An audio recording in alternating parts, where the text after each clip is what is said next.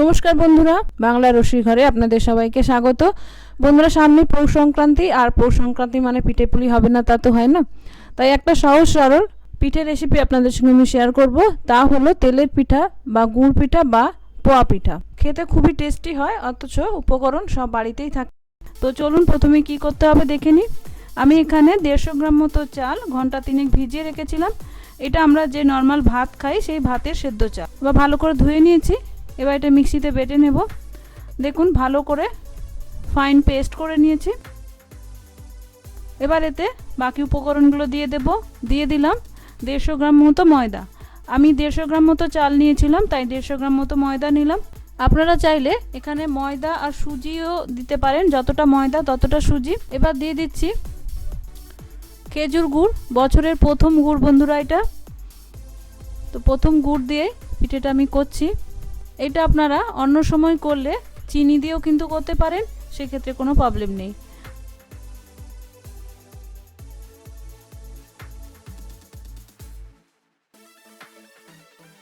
এবার দিয়ে দিলাম অল্প একটু নুন। নুনটা কিন্তু অবশ্যই দিতে হবে, নালে নুন চিনির যে মিষ্টি যে ব্যালেন্সটা সেটা হবে না, ভালো লাগবে না খেতে। তাই নুন কিন্তু অল্প করে দিতে হবে। এবার দিয়ে দিচ্ছি নারকেল কুড়ানো। আপনারা চাইলে নারকেল কুচিয়ে দিতে পারেন। যারা নারকেল মুখে পড়লে ভালো লাগে তারা কুচিয়ে দিতে পারেন, তবে আমাদের বাড়িতে খাওয়া একটু অসুবিধে কুচানো, তাই জন্য আমি এখানে কুড়িয়ে দিয়েছি। এটার পরিমাণ আপনারা যেরকম খুশি দিতে পারেন, কম বেশি কোনো ব্যাপার নেই। এবার ভালো করে সব একসঙ্গে মিশিয়ে নেব।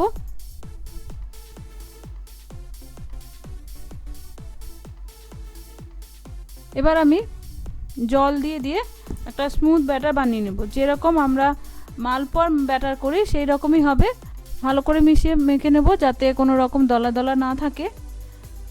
দলা দলা থাকলে কিন্তু কাঁচা কাঁচা লাগবে, মুখে পড়বে, ভালো লাগবে না। তাই ভালো করে স্মুথ করে ব্যাটারটা করে নেব। দেখুন ব্যাটারের স্মুথ হয়ে গেছে, তবে যেগুলো একটু দানা দানা লাগছে সেগুলো কিন্তু ময়দার ডালা নয়, যেহেতু নারকেল দেওয়া আছে তাই জন্য এরকম লাগছে। ঘনত্বটা কিন্তু এরকম হবে, এর থেকে বেশিও না কমও না। যেহেতু সুজি দিইনি বা চিনি দিইনি, সেহেতু রাখার কিন্তু দরকার নেই, সঙ্গে সঙ্গে কিন্তু ভাজা যাবে। এবার একটা ছোট্ট লোহার কড়াইতে আমি বেশ কিছুটা তেল নিয়ে নিয়েছি। এটা ডিপ ফ্রাই করতে হবে, তো তাই জন্য বেশি একটু তেল লাগবে। তো আমার এই ছোটো কড়াইটায় খুব সুন্দর ভাজাভুজি হয়, তাই আমি সুন্দর ছোটো এই কড়াইটাতে করি সমস্ত কিছু, আপনারা এর আগেও দেখেছেন। তো দিয়ে দিয়েছি 1 হাতা মতো। দেখুন কি সুন্দর ফুলে উঠছে, তবে গ্যাসের আঁচটা কিন্তু এই সময় কম রাখবে, নাহলে সঙ্গে সঙ্গে লাল হয়ে যাবে, ভেতরটা কাঁচা থেকে যাবে। আস্তে আস্তে নিজেই কিন্তু ফুলে উঠলো কয়েক সেকেন্ডের মধ্যে। দেখুন লুচিকেও হার মানিয়ে যাবে, এত সুন্দর ফুলেছে যে মনে হবে যেন আপনি লুচি ভাজছেন। বন্ধুরা, এটা যেহেতু গুড় দিয়ে মাখা হয় তাই জন্য একে গুড় পিঠা বলে, আবার এরকম তেলে ডুবিয়ে ভাজা হয় বলে একে কিন্তু তেলের পিঠাও বলে। তো এভাবে আমি কম আঁচে উল্টে পাল্টে গোল্ডেন ব্রাউন করে ভেজে নেব। বন্ধুরা, এটা আমার রেসিপি নয়, আমার বাপের বাড়িতে এই পিঠেটা করে, আমি সবসময় দেখেছি। তো ভাবলাম বছরের প্রথমেই আপনাদের শীতের পিঠেতে এই রেসিপিটা শেয়ার করি। তবে এটা কিন্তু যে কোনো সময়ই খেতে ভালো লাগে। আমরা যখন বাপের বাড়ি যাই বা অন্য কোনো অনুষ্ঠান থাকে, সেই সময় কিন্তু দেখি যে এই পিঠেটা করতে, যে কোনো সন্ধেবেলা হঠাৎ করে খেতে ইচ্ছে হলে কিন্তু এটা করা যায়। যেহেতু সুজি ময়দা দিয়ে করা যায়, চাল দিয়ে করা যায়, তো যে কোনো সময়ই কিন্তু করা যায়।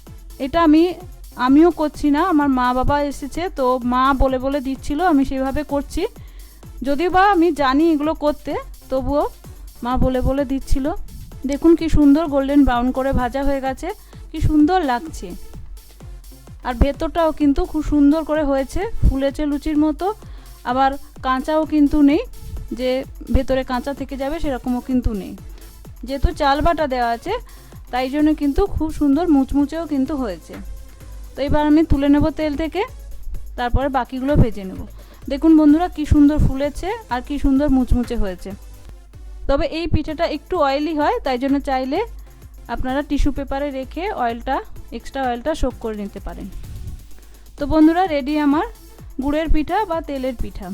আশা করি আপনাদের ভালো লাগলো। এটা কিন্তু যে কোনো সময় খাওয়া যায়, সন্ধেবেলা খাওয়া যায়, রাত্রে খাওয়া যায়, যখন খুশি কিন্তু খেতে পারেন। ভালো লাগবে, সহজ সরল রেসিপি। ভালো লাগলে অবশ্যই পাশে থাকবেন, সাবস্ক্রাইব করবেন এবং আমাকে কমেন্ট করে জানাবেন। নমস্কার, ধন্যবাদ, ভালো থাকবেন।